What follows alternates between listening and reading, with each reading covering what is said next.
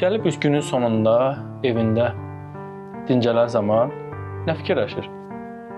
Ki, yəni bu əziyyətlər nə üçün? İstədiklərim həyatda olmadı da. Allah mənə hər şey verdi, amma bir dənə övlad vermədi.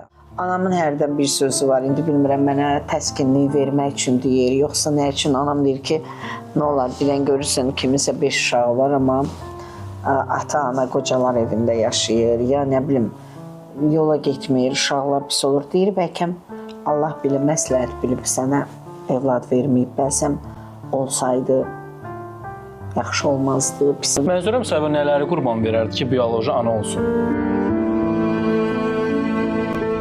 Hər şeyimi qurban verərdim. Nə üçün? Bir dənə şeydə balanın dadını bilmək üçün.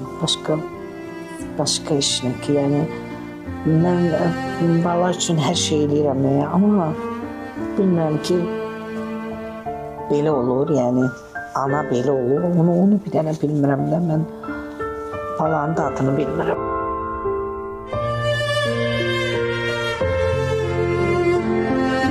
Demək ona görə deyirəm, Allah qismət eləmədirsə, məndə kimdir ki?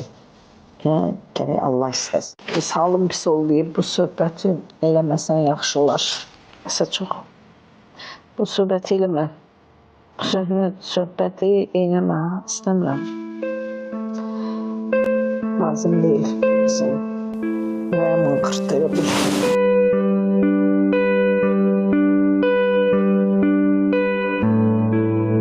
Yəni, mən ailə quran deyiləm. Nə var, ona şükür eləyib oturmaq lazımdır. Allah şükür, hər şeyim var, demirəm, çoxdur.